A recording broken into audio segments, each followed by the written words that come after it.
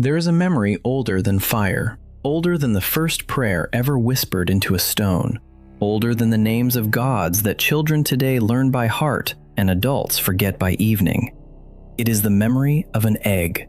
A single egg, the size of a grown man, black with veins of gold running through its shell like rivers of slow lightning, sitting at the heart of a temple no living mortal has stepped inside for 800 years. It has been waiting, patiently, without breath, without heartbeat, without sound. And on the night this story begins, it cracked. I am RiseArc, and I have stood at the edge of many legends. I have seen kings burn their own crowns to keep their secrets. I have watched empires drown in a single afternoon. But of every saga I have ever told you, dear viewer, none compares to the one I am about to lay before you tonight. This is the legend of Kaelen Drakhorne. The orphan boy with a dragon scale on his neck who was beaten with sticks by men who forgot what gods were made of. The boy who would, before his 18th winter ended, stand between two gods at war and silence them with a single sentence spoken in a tongue older than worship itself. If a story like this is your kind of legend, hit subscribe to RiseArc right now, because we drop a new full saga every few days, and the next one connects directly to this one. Now settle in. Pour yourself something warm. The night the egg cracked, the village of Ashvale was still on fire. It had been burning for 2 days. Not the soft burn of a forgotten hearth or a careless candle. This was the burn of a god's hand. Vortharion, the god of war, had passed over the eastern provinces in a chariot of clouds and brass, and where his wheels touched the sky, lightning fell in straight lines into the earth. Ashvale had been a wheat farming village of 140 souls. By the morning of the second day, it was a circle of ash with one figure walking through it. Her name was Heir Drakhorne. She had silver hair the color of new moonlight and eyes that did not match, one a cool gray, the other a slow, deep gold that flickered when she was afraid. She carried a bundle wrapped in dark cloth pressed against her chest, and the bundle was making the small, unhappy sound that newborns make when they have not yet learned how loud the world is. Her boots crunched through the ash. Her cloak was singed at the hem. Behind her, the bones of her own house were still smoking. Ahead of her, a forest that was not quite a forest. She did not cry. She had cried already. In the first hour, when she had pulled the boy out from under the kitchen table where she had hidden him, and seen that he was alive, and seen the tiny dark mark at the base of his throat where a single black scale, no bigger than a fingernail, had finished forming overnight. She had laughed instead, not a happy laugh, a trembling one, because she had known, in the way that women of her bloodline always knew, that the scale meant the line was not dead yet, that she had succeeded in something her mother had whispered to her on a sickbed in a tongue Lyra had not understood until that very moment. She walked east, toward the cliffs of Greymoor, where the old monastery stood, gray and cold and indifferent, the kind of place that took in foundlings without asking and forgot their faces by the next moon. She could not raise him. The men in armor would come back. They had come for her sister already. They would come for the child if they could find him. At the gates of the monastery, in the last hour before dawn, she pressed the bundle into the arms of an old monk named Brother Halvern, a man who would later be remembered for one thing and one thing only, that he had not turned the child away. Lyra leaned close to the small face beneath the cloth. She kissed the scale at the base of the throat, and then, in a voice low enough that only the child would carry it inside him for the rest of his life, as a feeling rather than a memory, she whispered, quote, 0. She left no name, no coin, no token. She walked into the forest, and the forest closed behind her like a hand closing around a candle, and Heir Drakhorne was never seen by mortal eyes again. The boy was given the only name the monks could agree on. They called him Kaelen, after the patron saint of the unwanted. They wrote nothing of his mother in their books. They wrote of the scale only this single line in a margin, underscore, underscore, quote, underscore, quote, underscore, underscore underscore. And that, dear viewer, is how legends start. Not with thunder, not with prophecy, with a tired woman, a sleeping baby, and a sentence whispered into a small ear that the world had already decided to ignore. 16 years passed before the world decided to look again. In those 16 years, Kaelen Drakhorne grew up into the kind of boy nobody bothered to remember. He was thin, pale, quieter than most. He had inherited his mother's mismatched eyes, though one of them was hidden under a fall of dark hair he never bothered to cut, and the other looked at the floor more often than at people. The scale on his neck had grown a little, never larger than a coin, but always there, always hot to the touch in cold weather, always cold in summer. The monks of Greymoor made him wear a high-collared gray tunic to cover it. They told him it was a curse mark left by a sin in a previous life. They told him he was lucky to be allowed to scrub their pots. They told him this so many times that he believed it the way you believe the color of your own walls. He was the lowest member of the monastery. He did not study scripture. He did not learn the rune work. He did not eat at the long table with the apprentices.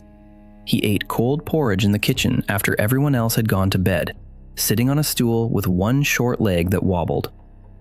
He had 3 friends in the world, and all 3 of them were animals. A one-eyed cat that lived behind the firewood pile, a goat that no one had named, and a small brown sparrow that visited the kitchen window in the spring. He talked to them more than he talked to people. They listened better. The man in charge of him was a senior monk named Brother Orphan Halvern, the nephew of the old man who had taken him in. Brother Orphan was a tall, sour man, with hands the color of old leather and a stick of polished oak that he carried at his belt for what he called encouragement. He encouraged Kaelen often.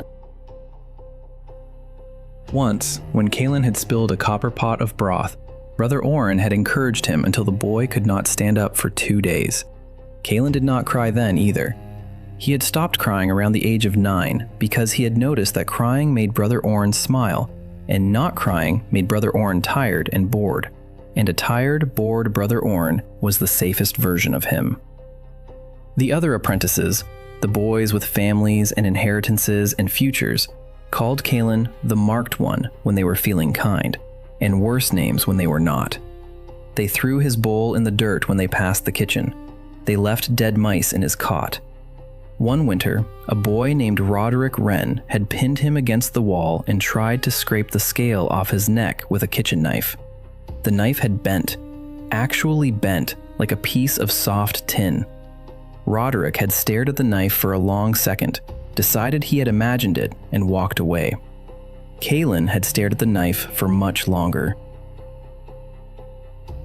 That was the only hint in all those 16 years that anything in him was not what they said it was. Then came the spring of his 17th year, and a girl named Mira Halvern walked into his life. Mira was Brother Orphan's niece, sent from a village 3 days' ride away after her parents had died of a fever. She was 12. She had short brown hair, freckles across her nose, a missing front tooth, and the same long leather hands as her uncle, only hers were not cruel. She was cruel only to herself, in the way grieving children are cruel to themselves when they think no one is watching.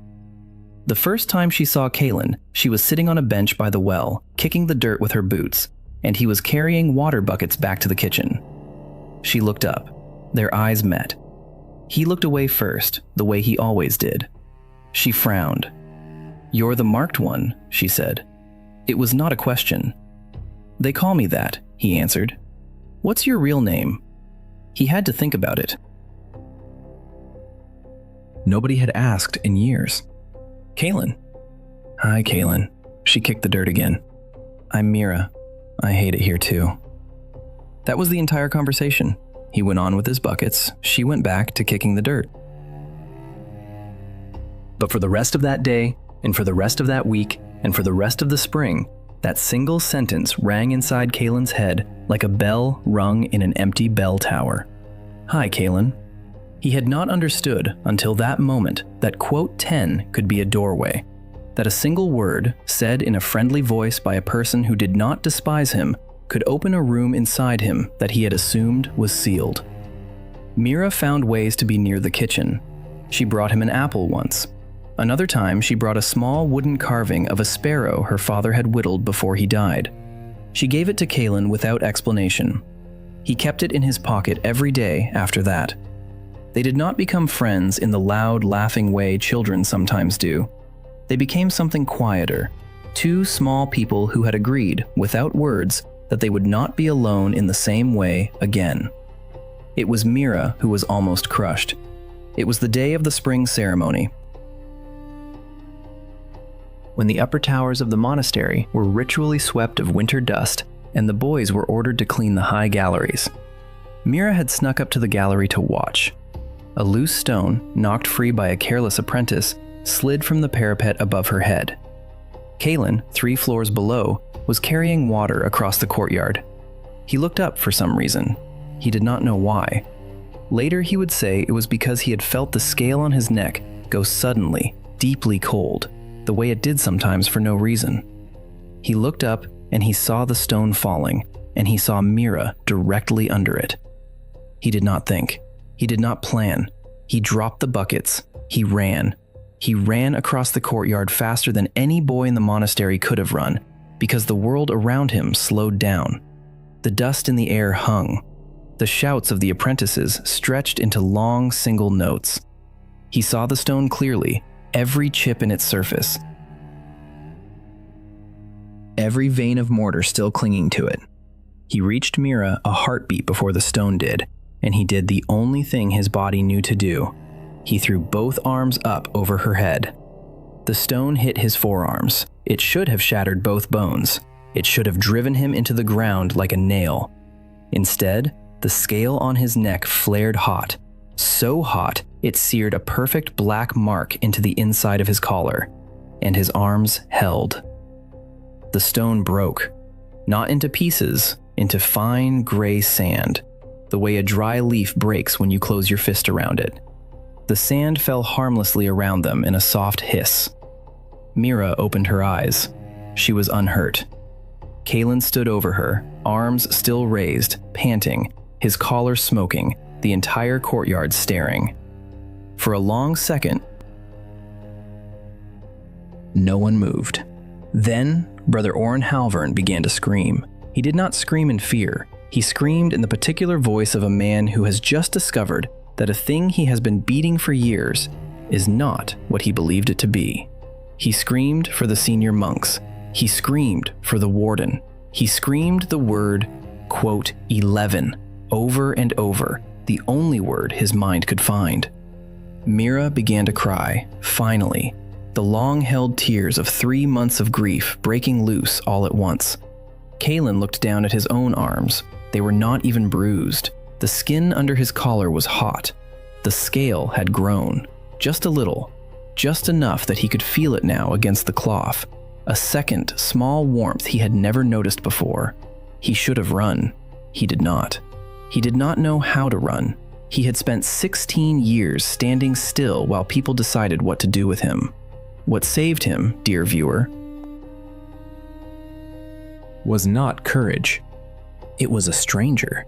The stranger was sitting on the courtyard wall. No one had seen him arrive. He was a thin man of perhaps 50 winters, wearing the dust-colored robe of a wandering cleric, with a long staff of pale wood across his knees and a face that looked as if it had been carved out of patient sandstone. His hair was the gray of old smoke. His eyes were the gray of clean water. He had been watching the entire courtyard, and he had been watching Kaelen since the moment the boy had carried the first water bucket out of the kitchen that morning. His name, though no one in Greymoor would learn it for another hour, was Theron Vale. Theron Vale stood up on the wall. His robe rustled. The senior monks turned to look at him. He spoke in a voice that was not loud, but the entire courtyard heard him as clearly as if he had spoken into each ear individually. Underscore, underscore, quote, underscore, 1, 2, underscore, underscore, underscore, Theron said. Brother Orrin froze with his stick halfway raised. Theron went on, climbing slowly down from the wall. He walked across the courtyard, his sandals making soft, slow sounds on the flagstones. He stopped in front of Kaelen. He looked at the boy for a long, careful second, the way a man looks at a coin he has not seen since childhood. Then he reached out one finger and touched the high collar of Kaelen's tunic, and pulled it down just far enough to see the scale.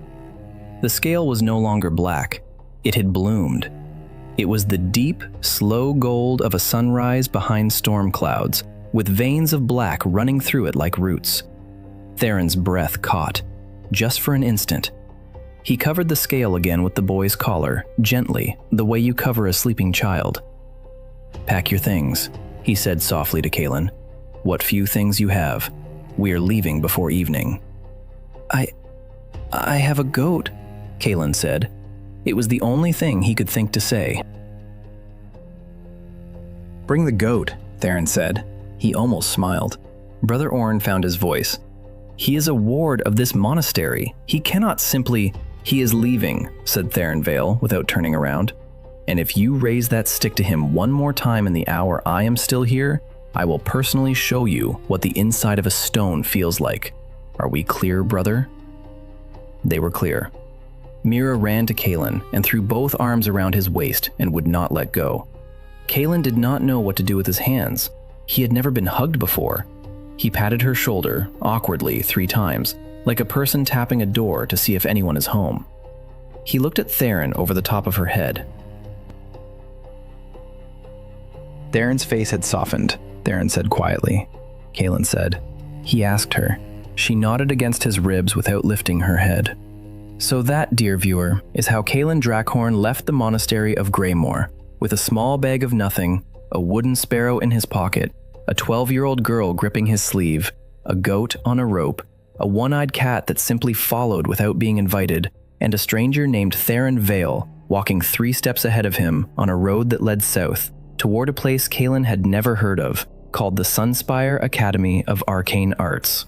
The road south was the first time in his life that Kaelen Drakhorne saw the world. He had not understood, until then, how big it was. The monastery sat on a windswept gray plateau. The world below the plateau, it turned out, was full of color. There were forests of pine that smelled like crushed sweetness. There were rivers wide enough to swallow an entire monastery whole. There were villages with red roofs and markets where men shouted prices for things Kaelen had never tasted, and inns where for the first time in his life he slept on a real mattress instead of a straw pallet, and he wept silently into the pillow because the softness of it felt to him like a personal insult to all his previous nights.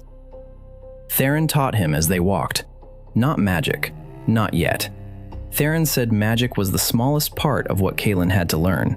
He taught him how to read maps, how to tell time by shadow, how to tell when a man was lying by the angle of his shoulders, how to eat at a table without flinching when someone reached across him, how to say the word "26", "27", in a voice that did not apologize.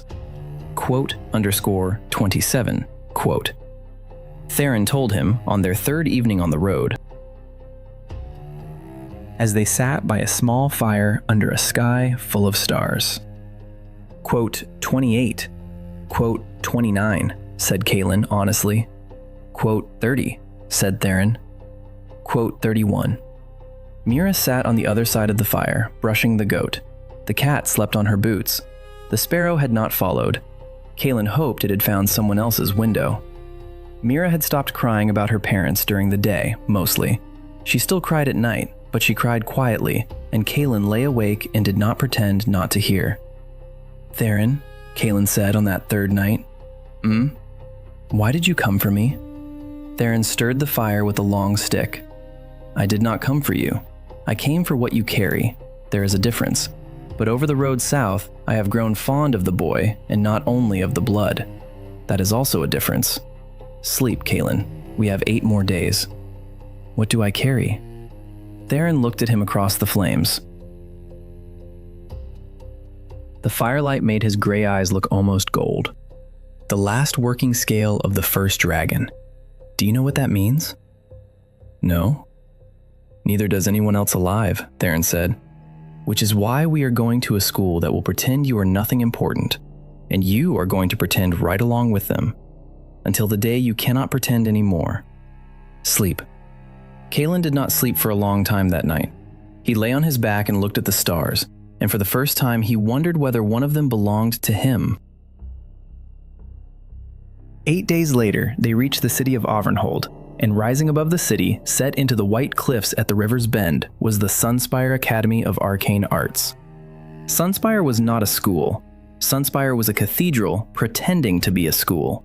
5 great towers of pale stone connected by bridges of carved arches, stained glass windows 50 feet tall, halls of black marble, libraries that smelled like old paper and lightning, fountains that ran with water that glowed faintly blue at night, students who walked the corridors in silver-trimmed robes and looked at Kaelen and Mira and the goat as if a stain had walked into a wedding.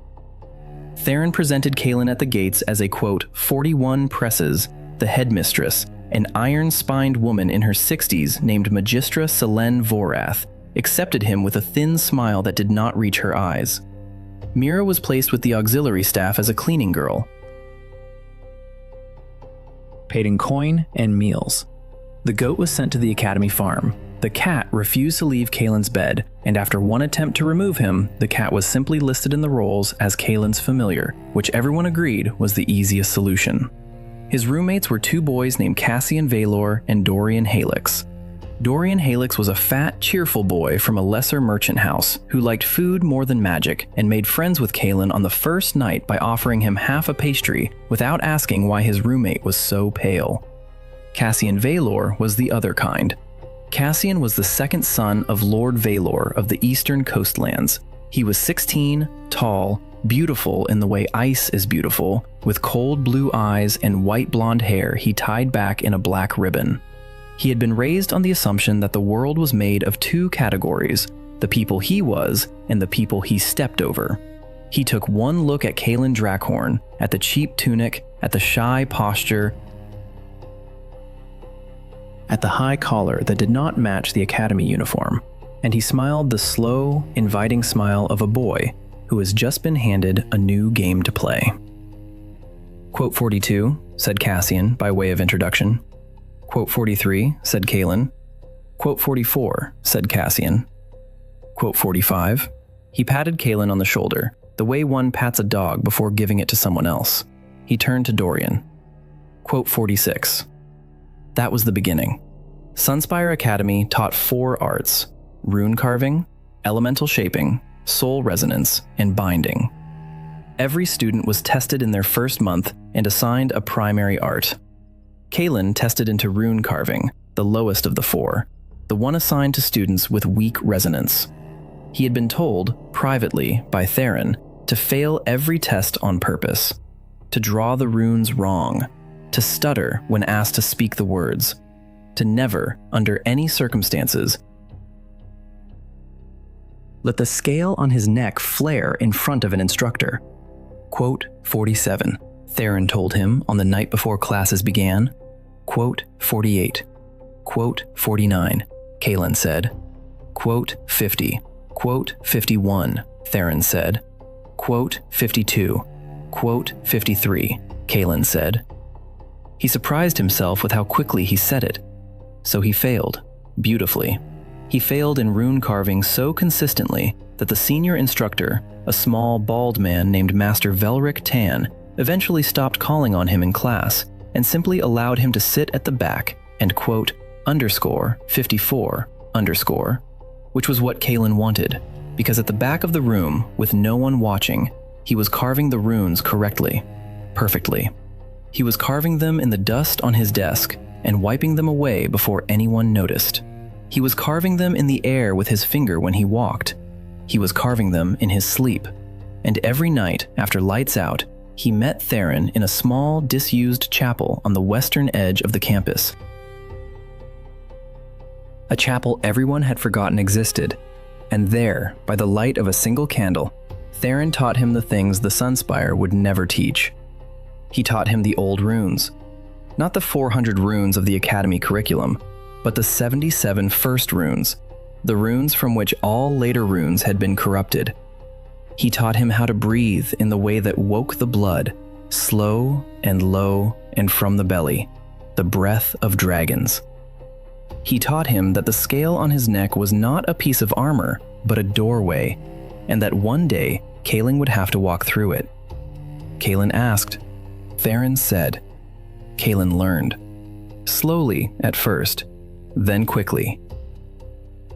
By the end of his first year at Sunspire, in private, in the chapel, he could light a candle by looking at it.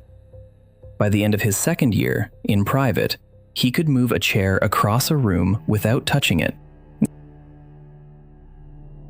And he could read the emotional state of a person standing across from him by the way the air around their skin moved. In public, he could still barely scratch a rune into a soft wax tablet without breaking the stylus. Cassian Valor never stopped his game. It softened, in places. Cassian was not the kind of cruel that beat people the way Brother Orin had been. He was the kind of cruel that smiled.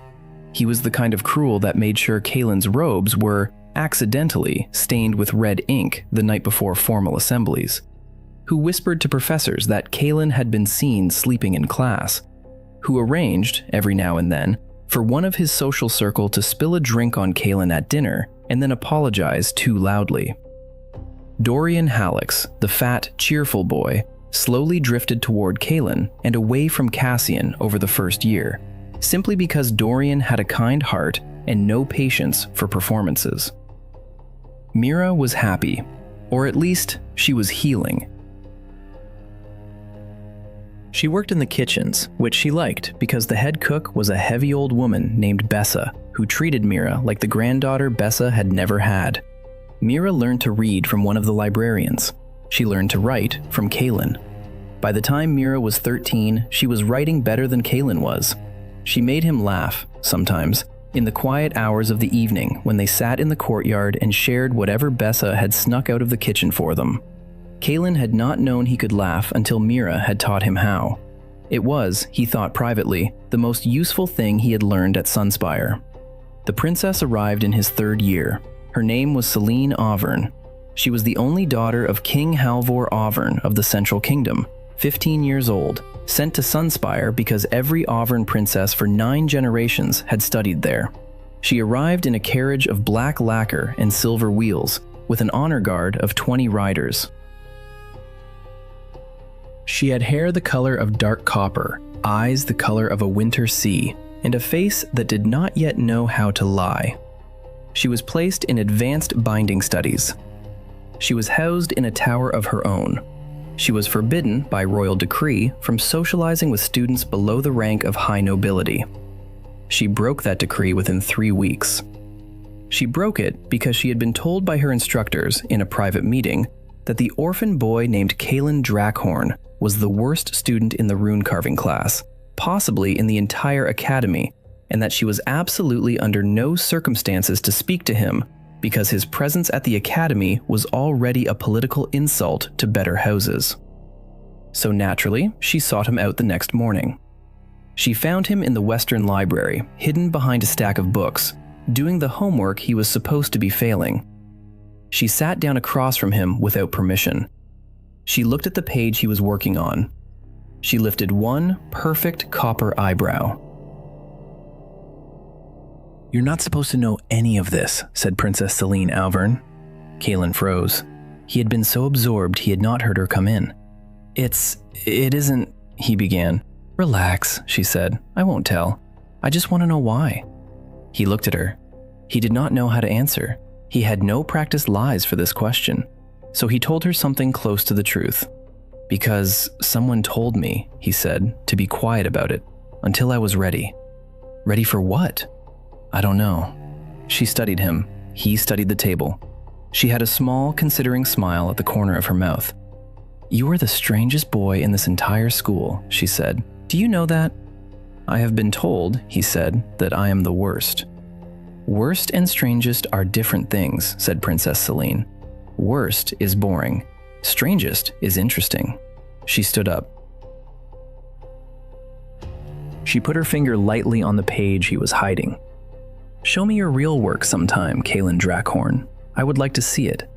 She walked out of the library without waiting for an answer. Kaelen sat with his face on fire for a full 10 minutes. The cat, who had been sleeping on his foot, opened one eye, judged him silently, and went back to sleep. That, dear viewer, was the moment Cassian Valor decided that Kaelen had to be destroyed. Cassian saw the princess speak to Kaelen. Cassian saw the princess smile at Kaelen. Cassian saw the princess, on 3 more occasions over the next month, arrive in the Western Library and sit across from Kaelen Drakhorne, the orphan with the high collar, the boy who smelled faintly of kitchens, and laugh at something Kaelen had said in a voice almost too soft to hear. Cassian Valor was a boy of cold blue eyes and several long-laid family plans, and one of those plans, laid out by his father at the dinner table when Cassian had been 12, was that Cassian would marry into the Auvergne line. Now an orphan was making the princess laugh. It took Cassian Valor 4 months to plan it. He was patient. He was clever. He was the second son of an old house, which meant he had grown up watching his father's seneschals plant evidence in servants' rooms, and watched his older brother choke a rival into a confession at a hunting lodge. Cassian had taken notes. Cassian was ready.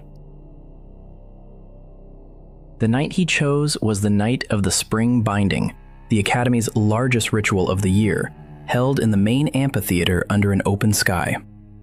Every student in advanced binding studies would perform a binding.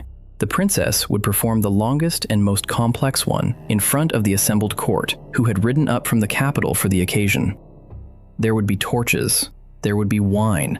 There would, Cassian arranged with 2 coins and a letter, be an __quote_74____.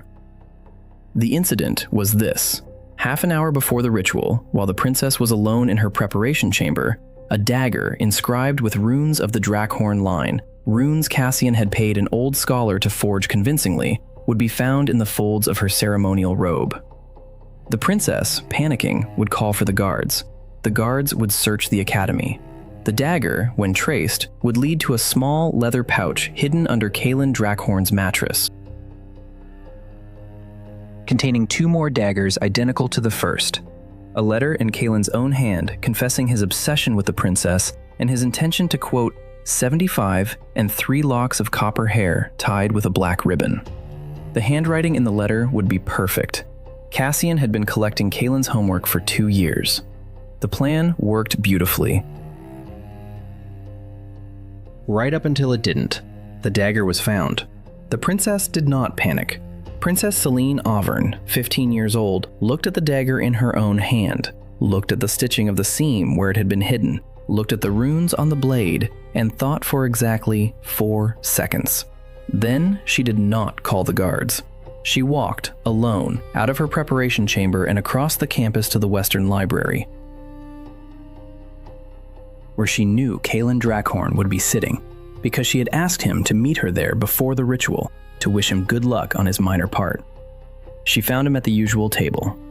She put the dagger on the page he was reading. Quote 76, quote, she said quietly. Quote 77, quote. He looked up at her. His face went the color of the page. Quote 78, quote 79, she said.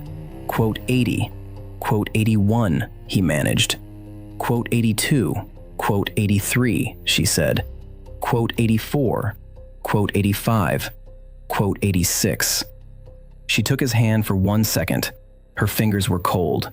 Quote 87 __. He went. He found Theron in the chapel. He told him in 5 sentences. Theron did not look surprised. Theron only nodded, slowly, as if a thing he had been expecting for a long time had finally arrived on schedule.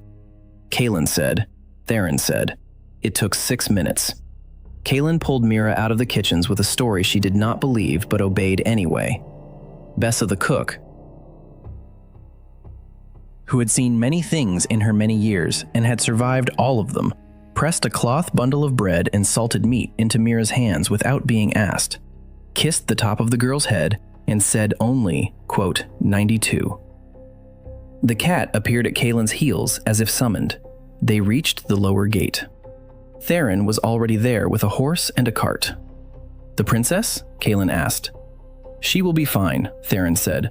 "She is cleverer than her crown. Get in, lie down, cover yourselves." The cart left Sunspire on a back road as the bells rang for the start of the spring binding. Behind them, unseen, Cassian Valor stood in the amphitheater in his ceremonial robes, smiling slightly, waiting for the guards to burst in with news of treason. The guards, when they finally came, brought no news. They had searched the dormitory of one Kaelen Drakhorne and found a leather pouch under the mattress containing daggers, a letter, and 3 locks of hair. The bird, however, had flown. Cassian's smile froze, very slightly, on his face. He recovered. He was good at recovery. The princess, when informed, performed a perfect binding ritual and was not seen to react at all to the news of her would-be assailant's flight, except to remark in a low voice to her guard captain, "Search the eastern road. He will be on the eastern road. I am certain of it." The eastern road, of course, was the wrong road. Theron drove the cart west toward the Frostspine Mountains. They drove for 3 days without sleeping more than 2 hours at a time. Mira slept in the back of the cart with the cat curled on her chest.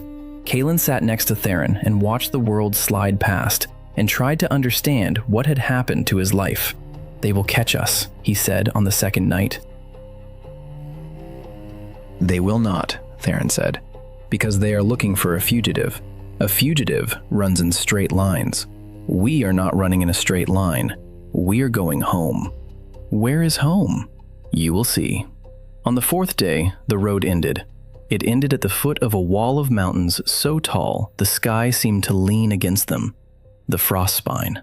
White peaks, black rock, ice in the passes, even in spring. Theron unhitched the horse, loaded the cart's contents onto a small pack mule he had bought from a farmstead on the 3rd night, and they walked. 3 days into the mountains, on a path so narrow they had to walk single file, the wind cut Kaelen's face and Mira's lips bled, and the cat rode in Kaelen's hood and complained constantly. On the 4th day, they came to a pass that was not on any map. On the 5th day, they came to a cliff that should have been impassable.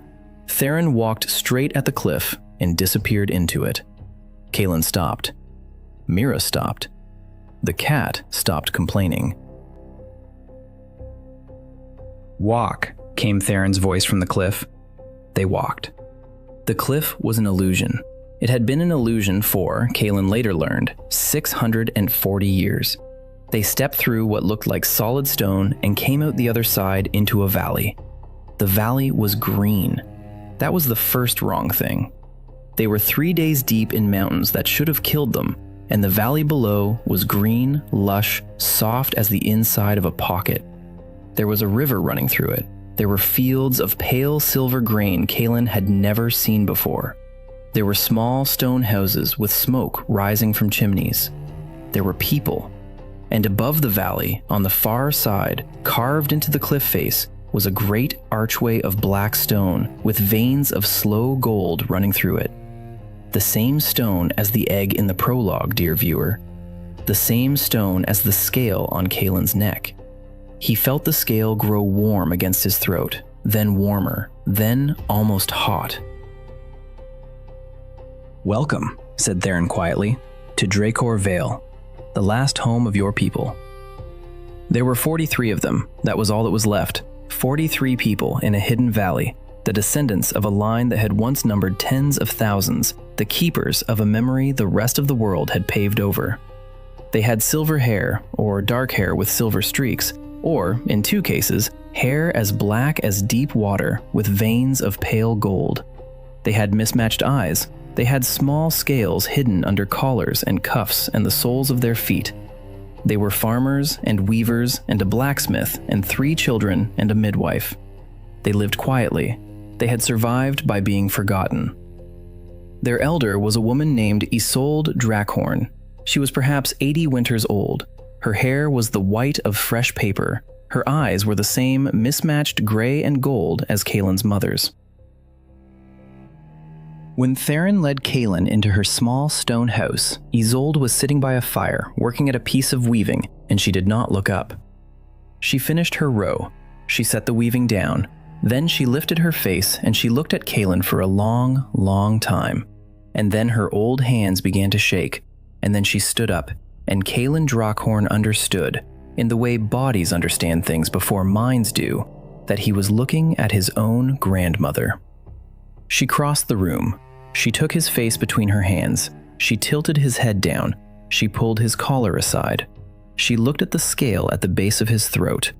The scale, which had been the size of a coin yesterday, was now the size of a small, flat stone, gold and black, slowly pulsing.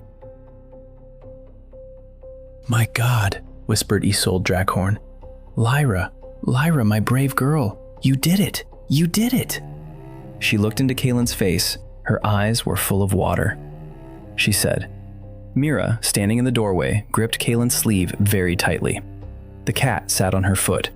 Theron stood quietly behind them, and Isolde Drakhorne, last elder of a hidden line, sat Kaelen down by the fire and told him the story of his blood. She told him, dear viewer, that there had been a time before the gods, not a time of darkness, a time of dragons. The first dragons had not been beasts. They had been the first thinking shapes the world had ever produced, older than men, older than elves, older than the first prayer ever said by anyone to anything. They had been the children of the world itself, and they had walked the world and shaped it. And the greatest of them, the eldest, had been a black and gold dragon named Drakhorne. Drakhorne had not been a god. He had not needed to be. He had been older than gods, the way a mother is older than her children. The gods had come later. The gods had been made, by belief, when small, frightened creatures called humans had begun to look at the sky and need names for what they did not understand. Two of those gods had grown strong. Vortharion, the god of war, born of the prayers of frightened soldiers. Sylphara, the goddess of mercy, born of the prayers of grieving mothers. They had grown up alongside humanity, and like all children, eventually, they had begun to fight. Their war had begun 80 years before Kaelen was born. The dragons, who had watched the gods grow up, had at first stayed out of it. Drakhorne, the oldest, had said simply, "Children fight, they will tire." But the children had not tired. They had burned cities. They had broken seas. They had called armies of believers against each other, and the believers had died in numbers no one could count. And Drakhorne, watching his world break, had finally done what the eldest of any line eventually does. He had decided to act. But Drakhorne had been old, older than even he had realized. He could no longer hold his shape for long. So he had done a thing dragons very rarely did. He had laid an egg, and he had poured the last of his living self into the egg, and he had told the dragon line, the human-shaped descendants of the dragons, the bloodline that had come from old unions long ago, to hide the egg, to wait, and to send to the egg, when the time came, a child of the line strong enough to wake him. Then Drakhorne had closed his eyes.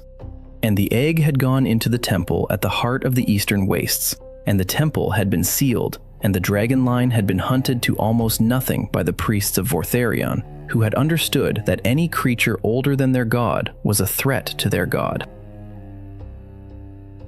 800 years, said Isolde Drakhorne.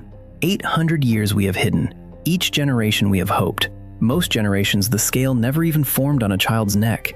It needs a particular kind of blood. A pairing of two surviving carriers. Your mother, my Lyra, found a man in the south, a quiet farmer who did not even know what he carried. Together, they made you. She knew, the moment you were born, that the scale was coming. She knew that Vortharion's priests would find you if you stayed, so she took you east, toward the temple, toward the egg, as close as she dared. And she left you with a man at a monastery because she trusted no one of the line not to be watched. And she walked into the forest and led the hunters away. Kaelen could not speak. Your mother, said Isolde Drakhorne very gently, is dead, child. She has been dead for 16 years. She died on the day after she gave you up. She made certain her death was witnessed because she wanted them to stop looking. She gave her life, my dear boy, so that you could grow up in peace in a kitchen scrubbing pots. Kaelen began to cry. He had not cried since he was 9. He cried now, not loud, not violent, the slow, shaking, exhausted crying of a person who has been carrying a thing for so long they had stopped noticing the weight, and only when someone names it do they finally feel how heavy it is. Isolde sat beside him and put her old arms around him and held him. Mira was crying too, silent and steady, her small hand on his shoulder. Theron stood by the fire and looked away to give them privacy. The cat climbed into Kaelen's lap and lay there and purred. After a long time, Kaelen wiped his face on his sleeve.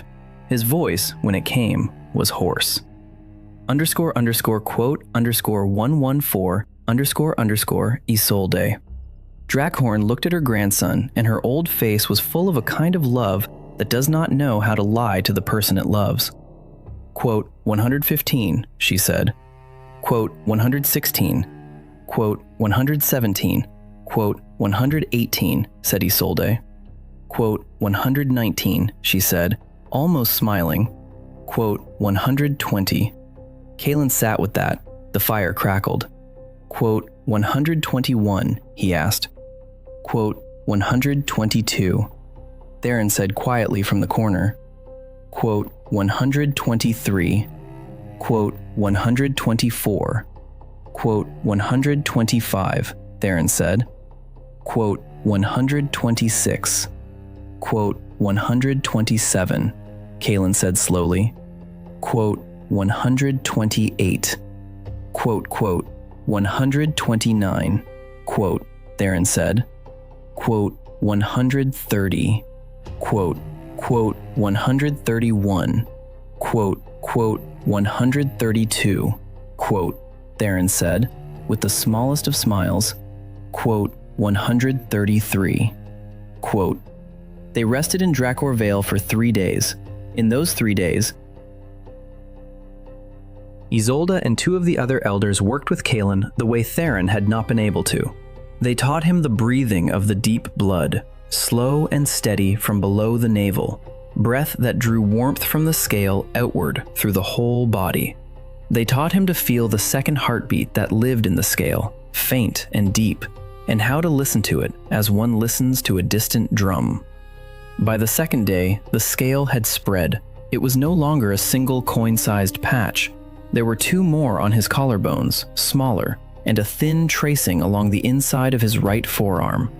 Mira looked at them on the second night by candlelight and traced them with 1 finger, her freckled face very serious. Quote, 134, quote, she asked. Quote, 135, quote, he said. Quote, 136, quote. Quote, 137, quote, Mira said. Quote, 138, quote. Quote, 139, quote. Quote, 140, quote, Kaelen said. She nodded once, fiercely. She did not cry. She had decided, somewhere in the past 3 days, that her crying days were over. 12 years old. She stood up, kissed him on the forehead the way an older sister might, and went to bed.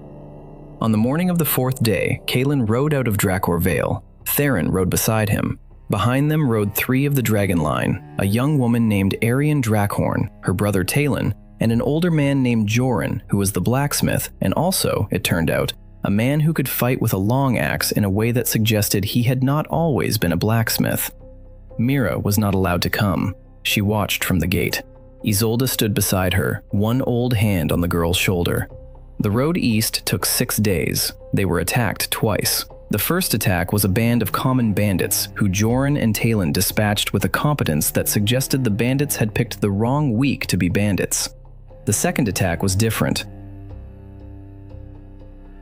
They were on the 3rd night out, camped in a small stand of pines, when Kaelen woke at the deepest part of the dark with the feeling that something was wrong with the air. He sat up. The fire had burned low. The horses were standing very still. The cat, yes, the cat had come, of course the cat had come, was on Kaelen's chest with every hair on its body straight up. A man stepped out of the darkness on the other side of the fire. He was tall. He was thin. He wore the dust-colored robes of a wandering scholar, like Theron's, but his were a little finer at the cuffs. His head was bald. His eyes, in the firelight, reflected gold the way an animal's eyes reflect gold. Said Master Velric Tan very softly. Theron was awake. Joran was awake. Their hands were on weapons. Velric Tan did not look at them. He said, almost kindly. Theron sat, slowly. He did not put his hand down from the staff. Kaelen asked. His voice did not shake. He noticed that himself, with a small, cold pride. His voice did not shake. Said Velric Tan, he said, smiling very gently. For a long second, nobody moved. Then Kaelen Drakhorne, the orphan boy, the kitchen scrubber, the worst rune-carving student in Sunspire history, did something he had not done before. He laughed. Not a happy laugh, a small, dry, surprised laugh. He said. Master Velric Tan's gentle smile did not change. But something in his eyes did. I beg your pardon, he said. You came here, Kaelen said, yourself, a priest of a god. You did not send anyone. You came in person, in the middle of the night, to bargain with the boy you call confused and weak and untrained. You are afraid of me, or your god is, or both. He tilted his head. He felt the scale at his throat go warm, almost on its own, as if it were listening too. Tell your god, Kaelen said softly, that the line of the dragons remembers him. Tell him I remember the day he was born. I do not, of course, but tell him I do. Tell him I will see him in the temple. He had not planned the words. They had risen out of him, from somewhere underneath the second heartbeat in his throat, from something old. Master Velric Tan's face went very, very still. He said.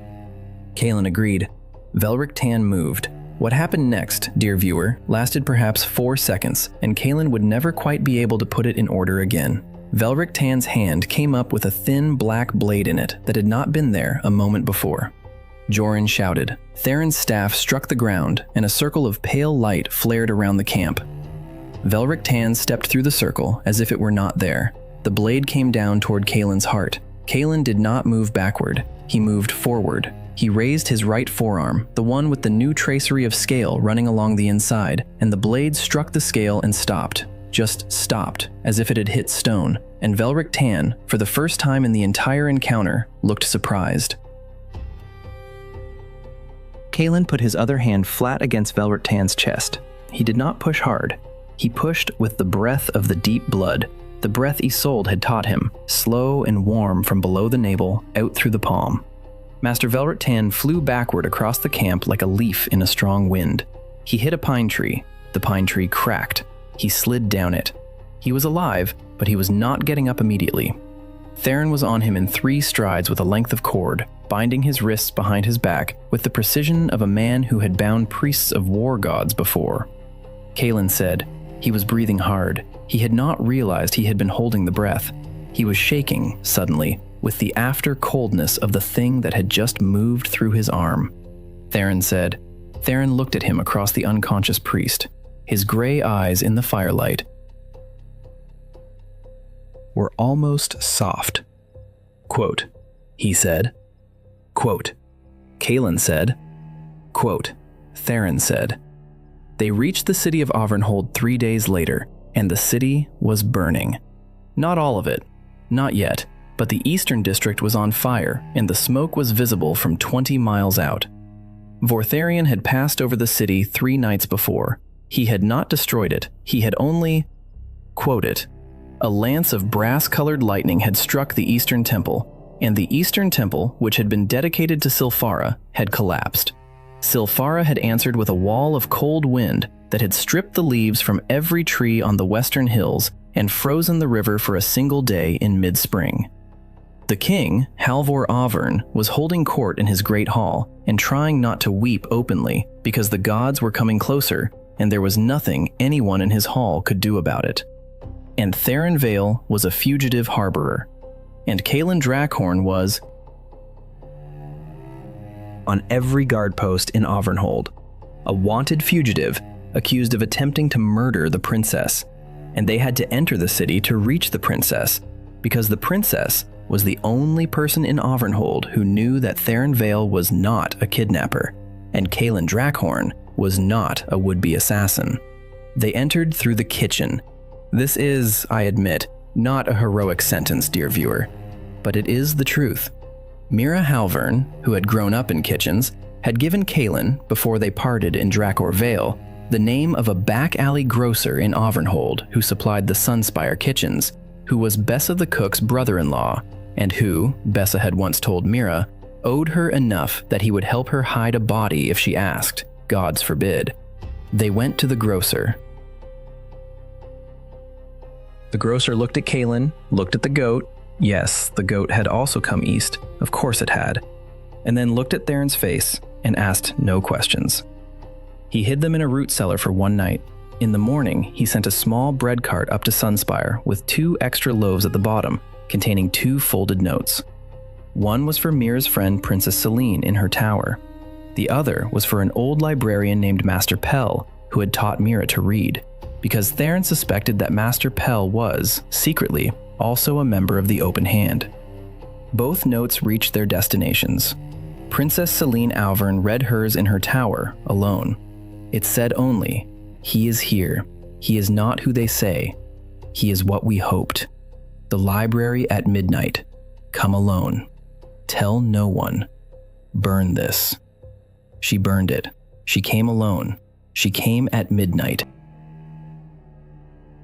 She brought a small, paper-wrapped parcel under her arm, which turned out, when she handed it to Kaelen in the dim glow of a single shielded candle in the deepest corner of the Western Library, to contain a clean cloak, a new pair of boots, and a small, heavy purse of silver coins. "You are an idiot," she said, hugging him fiercely. She pulled back. Both of you are idiots. You stayed away too long. They have my father convinced that Theron is a kidnapper of the Dragon Line. They have arrested Master Pell. They were going to execute him at noon tomorrow as a co-conspirator. We have to get him out tonight." "Master Pell?" Kaelen asked. "Yes, he is one of yours, isn't he?" "He is one of ours," Theron said. "Then we go now," said Princess Selene, because she was 15 and she had decided that this was the kind of princess she was going to be. Dear viewer, I will not describe the rescue of Master Pell from the lower cells of Avernhold Castle in great detail, because we have a sky war to attend, and the rescue, while heroic, was largely a matter of a princess walking past guards who did not dare to question her, a man with a staff knocking 3 other guards politely on the head, and an orphan boy who, when the cell door turned out to be reinforced with iron and steel runes, simply put his hand flat on the door and said, in the tongue Isolde had taught him in 3 days, the first true word of the deep blood. The door, dear viewer, sighed. It exhaled. It sagged in its frame as if it were old cloth, and it fell forward into the cell with a soft thump. Master Pell, who was a small old man with very thick spectacles, looked up at Kaelen from where he had been sitting on the cell bench, blinked twice, and said, "Ah, the Drakhorne boy. Took your time." By dawn, they were out of Avernhold. By the second dawn, they were riding hard for the eastern wastes. By the fourth dawn, the sky in front of them was the color of an old wound, brass and gray and slow red, and the temple of Dracorath was visible on the horizon as a low black shape under a sky that had stopped behaving like a sky. The princess had come with them. She had not been invited. She had simply, on the night of the rescue, climbed into the cart in her cloak and her boots and said, "If my father loses this city to the gods because I stayed home and embroidered, I will have failed every Auvergne who came before me. Drive." Theron, who had argued briefly, had given up because he saw no way to argue with her that did not involve tying a princess to a tree, which he was unwilling to do. So she rode. Kaelen rode beside her. They did not talk much. There was nothing left to lie about. On the morning of the 4th day, they reached the temple. It was older than the world had any right to be. The stone was the same black with veins of gold as the egg, as the scale, as the archway in Drakhor Vale. The walls had not weathered. The carvings on the pillars were as sharp as if a mason had finished them yesterday, although the pillars themselves were older than every kingdom currently named on every map. The doors, 3 times the height of a tall man, stood slightly open. There was no dust on the threshold. Kaelen got down from his horse, so did Theron, so did Princess Selene Auvergne, so did Joran and Arian and Talon of the Dragon Line. Master Pell, who had ridden in the cart, climbed down with his old joints creaking. The cat had stayed in Drakhor Vale this time, on Mira's instruction. She had told the cat severely in the morning of departure. The cat had agreed. Theron said to Kaelen quietly. Kaelen said. Theron looked at him. Kaelen said. Theron began. Kaelen said.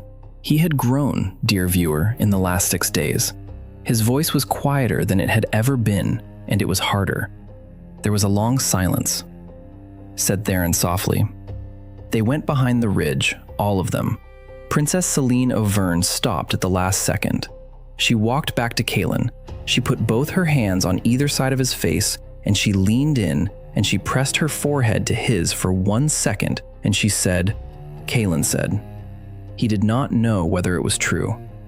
She walked away. She did not look back. He watched her go, and then he turned. And he walked through the great black doors of the Temple of Dracorath, alone. The temple was 1 room. That was the first wrong thing about it. From the outside, it looked enormous, a structure as large as a small city.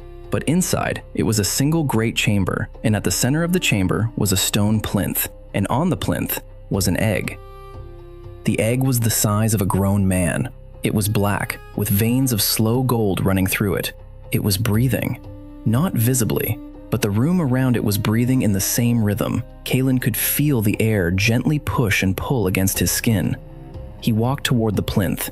His footsteps did not echo. The chamber swallowed sound the way deep snow swallows it. There was someone standing on the other side of the plinth. It was Vortharion. He had not bothered with a brass chariot. He was not the size of a god. He was, instead, the size of a tall man, perhaps 7 feet, dressed in armor of dull bronze, helmless, with a face that was beautiful in the way an axe is beautiful, clean, hard, made for one purpose. His eyes were the color of the inside of a forge. He smiled slightly when Kaelen entered. The smile was almost kind. Quote, 194, Vortharion said. His voice was not loud. The chamber carried it the way water carries a stone, deep and soft. Kaelen kept walking. He stopped at the plinth. The egg was warm. He could feel it from a foot away. Said another voice from his left. Quote, 197, Kaelen turned his head. Sylphara stood there. She had also come. She was tall, taller than Vortharion, dressed in pale layered robes, the color of a dawn before rain. Her hair was the white of fresh snow. Her face was tired. She was beautiful in the way a long evening is beautiful, soft, fading, full of grief. Kaelen said carefully. Sylphara said, "It was, dear viewer."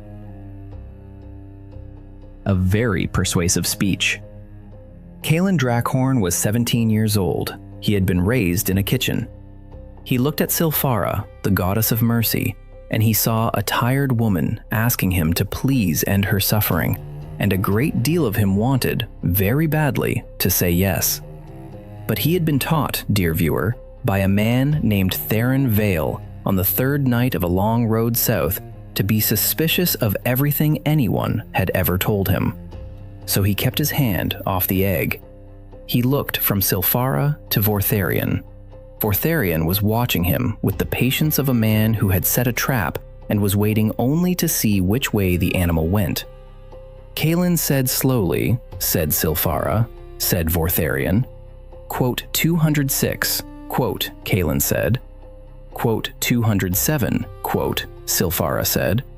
Quote 208, quote. Quote 209, quote, said Kaelen. Quote 210, quote. The smile vanished from Vortharion's face. The tired softness vanished from Sylphara's. For one bare moment, both of them looked, not like gods, but like 2 cornered creatures who had hoped a child would not notice the seam in their story. Kaelen said. There was a long silence in the Temple of Drakhorne. Then Vortharion drew his sword. It was not a steel sword. It was a length of solid red light, taller than Kaelen, and the air around it cracked when it left its sheath. He did not bother with words. Words had failed. He simply moved, the way a god of war moves when the diplomacy has ended, and the chamber lit up red. Kaelen had time, dear viewer, for exactly one thought before the sword reached him. The thought was, I have been afraid my entire life. I am tired of being afraid. He put his right hand on the egg, not on top of it, beside it, palm flat on the warm black and gold shell. He did not push, he did not call. He only said, in the tongue of the deep blood, the second word Isolde had taught him in 3 days, and that word was a name. The name was Drakhorne. He spoke it not as a summoning, but as a person speaking to a parent in a dark room, softly, the way a child says a name to find out if anyone is still awake. The egg cracked. It cracked along every gold vein at once. Light came out, not white light, gold light, the color of every sunrise that had ever happened over the world, distilled. The light filled the chamber. Vortharion's red sword stopped in midair, frozen in light, 6 inches from Kaelen's chest. Sylphara stepped back, both hands raised, her tired face suddenly afraid. The light went into Kaelen, through his palm, up his arm, into his chest, into the second heartbeat at his throat. The scale at his throat bloomed. The scales on his collarbones bloomed. The tracery on his forearm bloomed. They spread, dear viewer. They spread up his neck, down his chest, along his jaw, around his temples. They did not cover him. They wrote themselves into him in a pattern, black and gold, like an old language coming home to its book. And inside Kaelen Drakhorne, in a place that was not a place, a very old voice said quietly, "Hello, child of my line. Thank you for coming." "Hello," Kaelen said back, in the same place that was not a place. "I see what they are," said the voice. "I see what they want. I am very old, child, and very tired, and I have been asleep a long time. I do not have the strength to take my own shape again, but I can lend you mine, for 1 hour, long enough. Will you let me?" "Yes," said Kaelen. "Then breathe," said Drakhorne, "slow, from below the navel, the way your grandmother taught you, and open your eyes." Kaelen opened his eyes. His eyes were no longer his eyes. They were both gold, both vertical pupilled, and the chamber, which had been dim, was suddenly entirely visible to him in detail he had never had access to before. Every grain of stone, every tremor of light, every fear pulse in Sylphara's standing form, every furious heat in Vortharion's bronze armor. He saw also the sword frozen in the air in front of him. He reached up with his left hand, the one not on the egg, and he closed his fingers around the red blade as if it were a candle.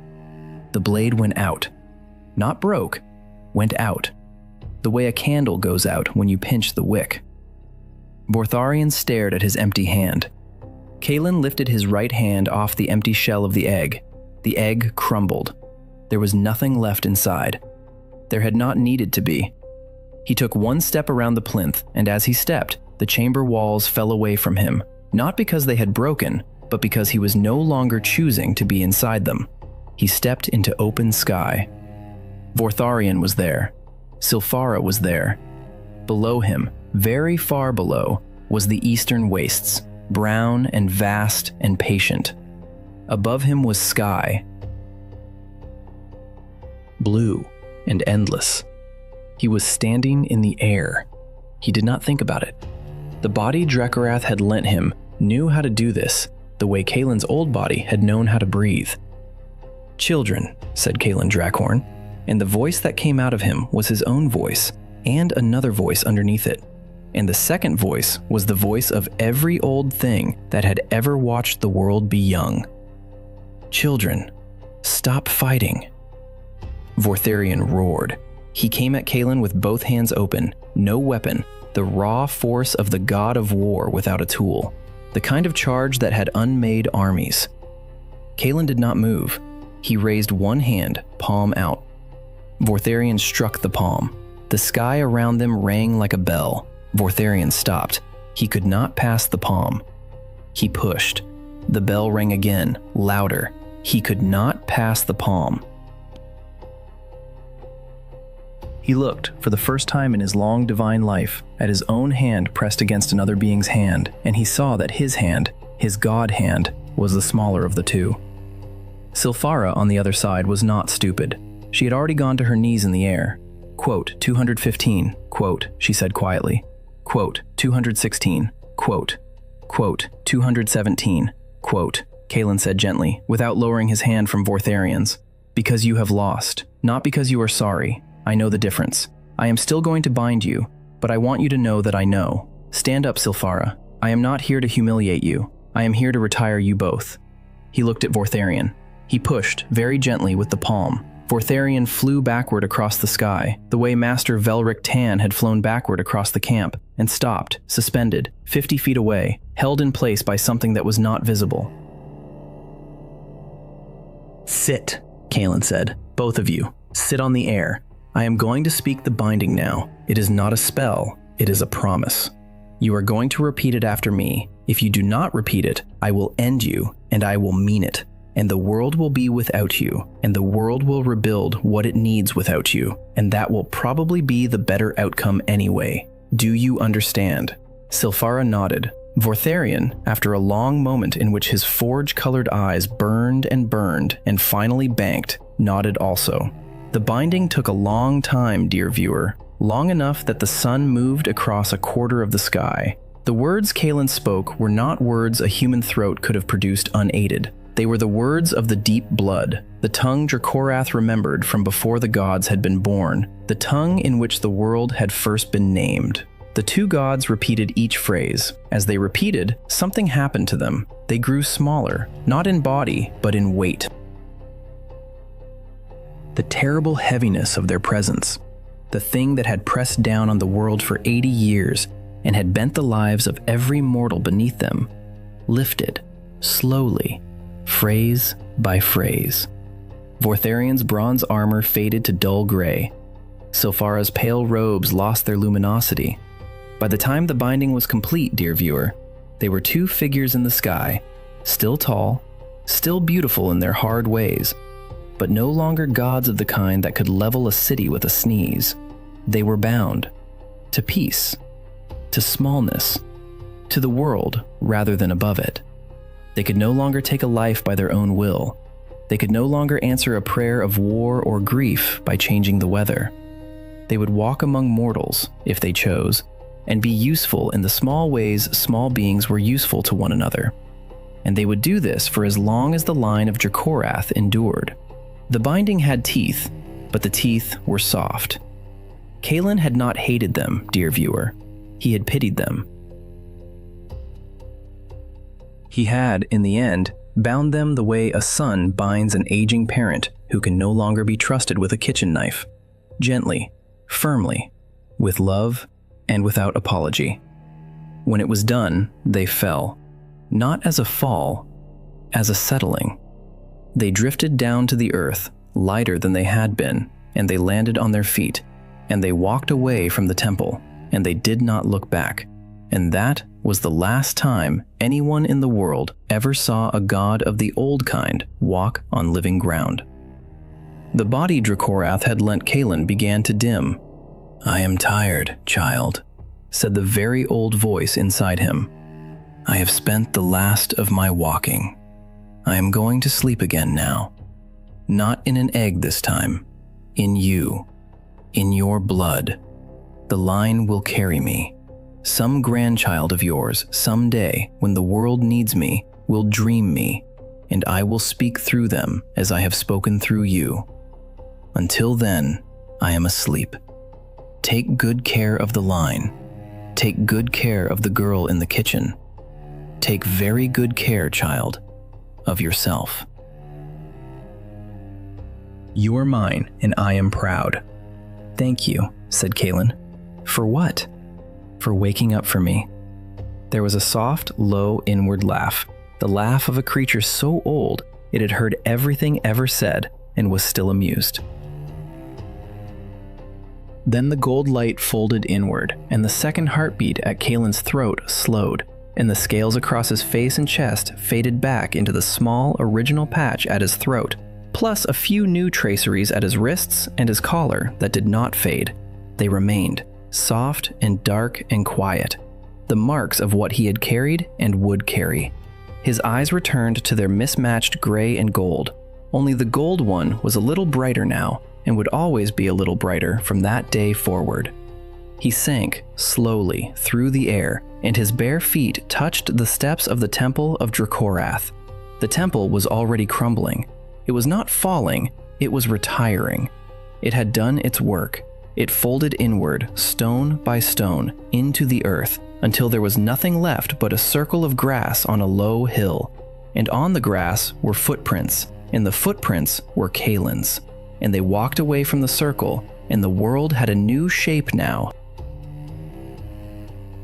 And no one but a boy and an old line in a hidden valley knew exactly what that shape was.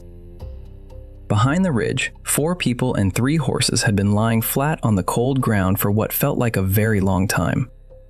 Theron Vale lifted his head first. He saw a boy walking down the slope toward them, alone. The boy was thin and tired, and a little bit luminous around the edges in a way the boy himself did not seem to have noticed. Theron stood up. So did Master Pell. So did Princess Celine Auvergne. So did Jorn and Arian and Talon. Princess Celine reached him first. She did not speak. She put her arms around him. She held him tightly enough that his ribs creaked. She let go. She stepped back. She slapped him very lightly across the face, a princess's slap, mostly symbolic, and she said, Kaelen said hoarsely. She said, and then she hugged him again, and this time she cried, briefly, and then she stopped, because she was an Auvergne, and she had been raised on the principle that crying in public was for funerals and weddings only. Theron looked at Kaelen. He did not say anything. He simply put one hand on the boy's shoulder and pressed once, hard, and that was all the men of the open hand ever did, and it was enough. They rode west. They rode slow. They reached Drakhorne Vale on the 7th day.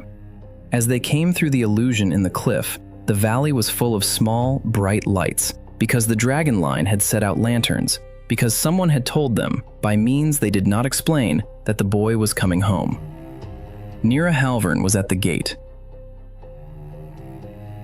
Isolde Drakhorne was beside her, one old hand on the girl's shoulder. Mira saw Kaelen. She did not run to him. She walked.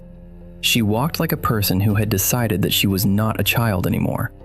She came up to him. She stood in front of him. She looked up into his face. She looked at the new traceries of scale at his collar. Quote, 225, quote, she said. Quote, 226, quote, said Kaelen Drakhorne.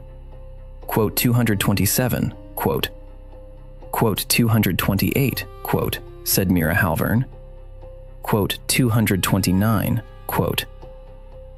That night, dear viewer, in a small stone house in a hidden valley in mountains the world had forgotten, a boy who had once scrubbed pots ate a bowl of stew at a table with a girl who had taught him how to laugh, and an old grandmother who had lived to see her line return, and a princess who had decided that her crown was not as important as her conscience, and a man with a staff who did not say much but smiled once into his cup.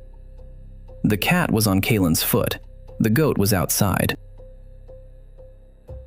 The dragon line, 43 souls, -3 on the road and now +4 returning, sat at long tables in the village square and ate together for the first time in 800 years as a line that did not have to whisper. Above the valley, the sky was quiet. No brass lightning, no cold winds, no prayers for war, no prayers for mercy. Only an evening and stars and a wind that smelled like spring. I would like to tell you, dear viewer, that this is the end of the saga of Kaelen Drakhorne. It is not. It is the end of one chapter, there are more.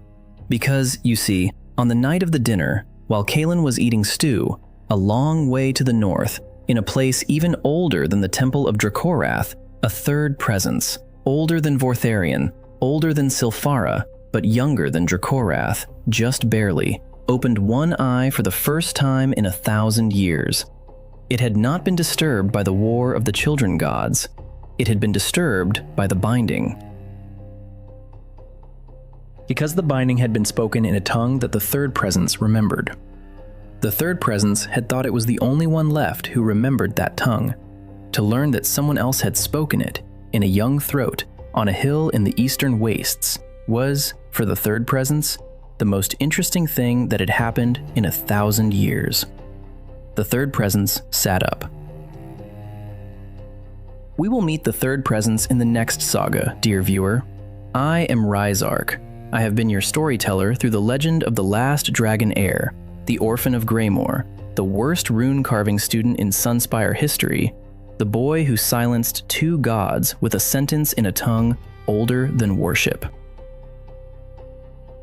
If this saga moved you, if it made the small, heroic place inside your chest beat a little faster, hit subscribe to RiseArc right now and ring the bell, because the next chapter, the saga of the third presence, the one who heard the binding from 1,000 miles away and decided to come and meet the boy who spoke it, is already on its way to you. A few last thoughts before I let you go. The line of the dragons did not return to public view. Isolde Drakhorne refused, gently, every offer the King of Avernhold made to bring the line into the open. "We have survived," she told Princess Selene, "by being forgotten. Let the world remember dragons as a myth. Let them remember Kaelen as the hero who appeared once and disappeared. We will quietly raise children. We will send out every few generations one of our own when the world needs us. That is enough."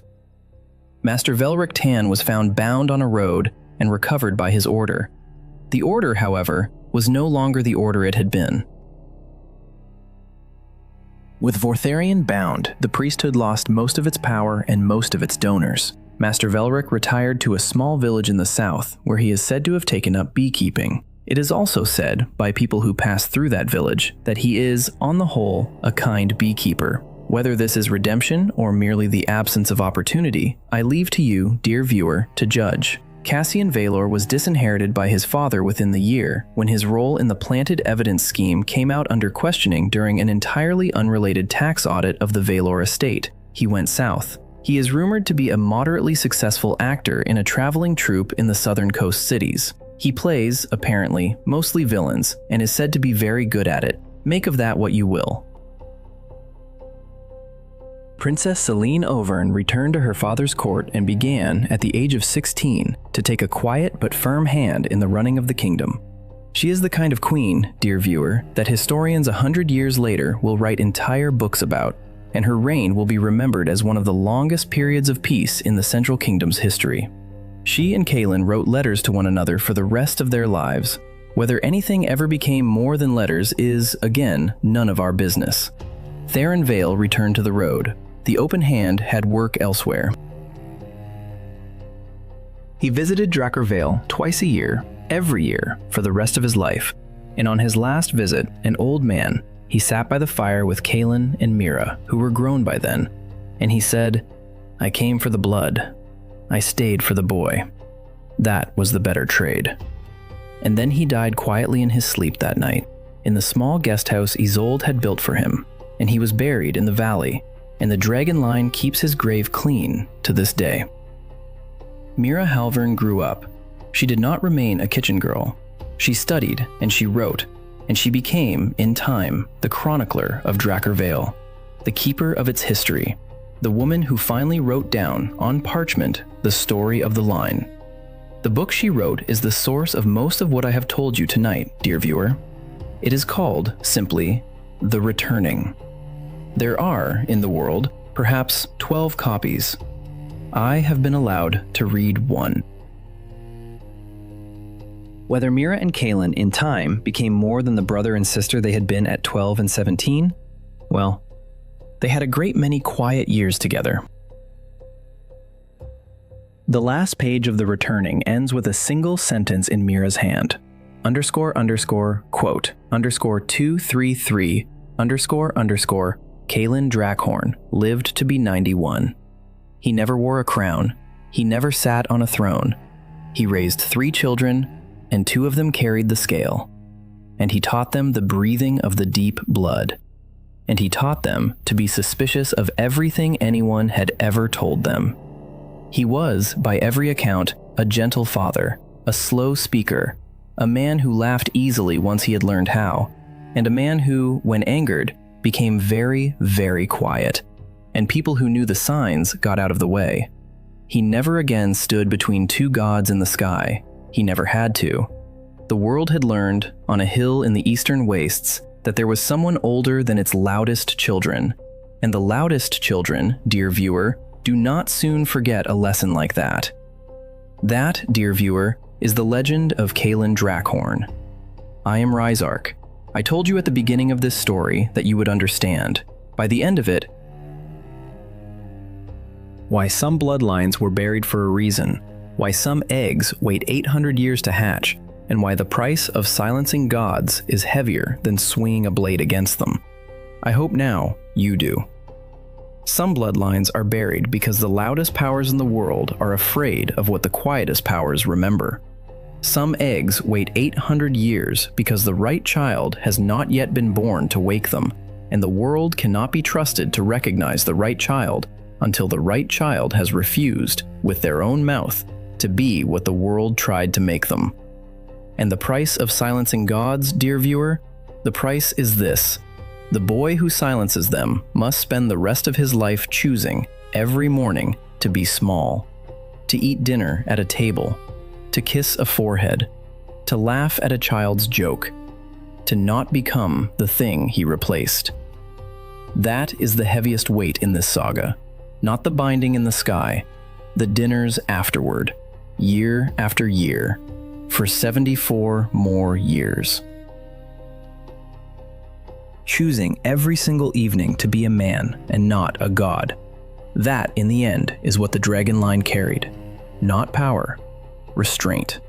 The memory of how to hold great things lightly. The world had forgotten. Dracorath had remembered. Through a sleeping egg, through a tired mother in a burning village, through an orphan in a kitchen, through a boy with a scale on his neck, the memory had returned. And the world, although it did not know it, was a slightly safer place to be a small, frightened creature looking up at the sky.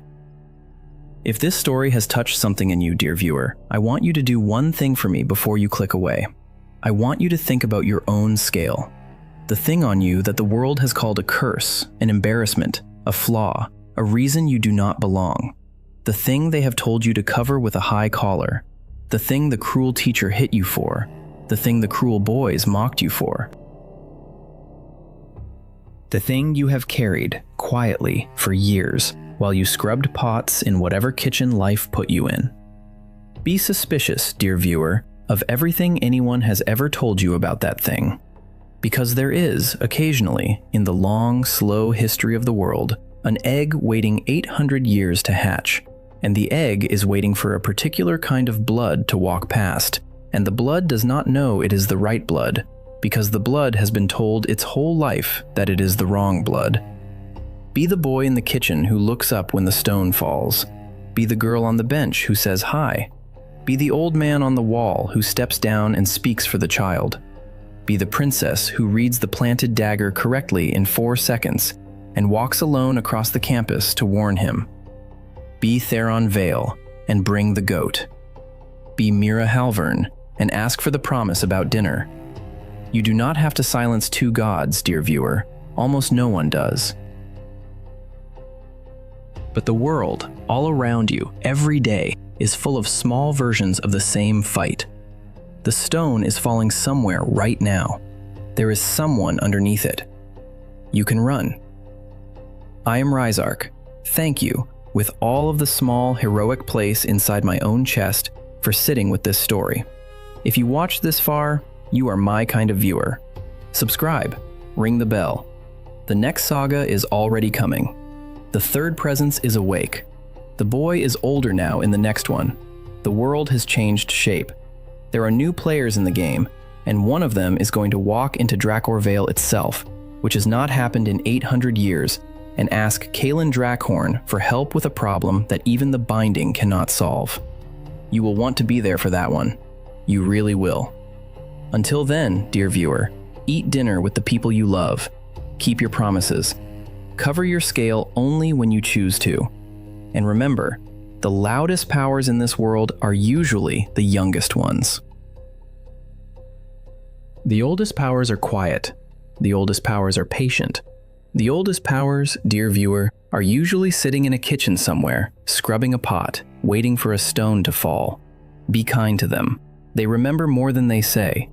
This has been the saga of the last dragon heir who ended the War of Gods. I am RiseArc.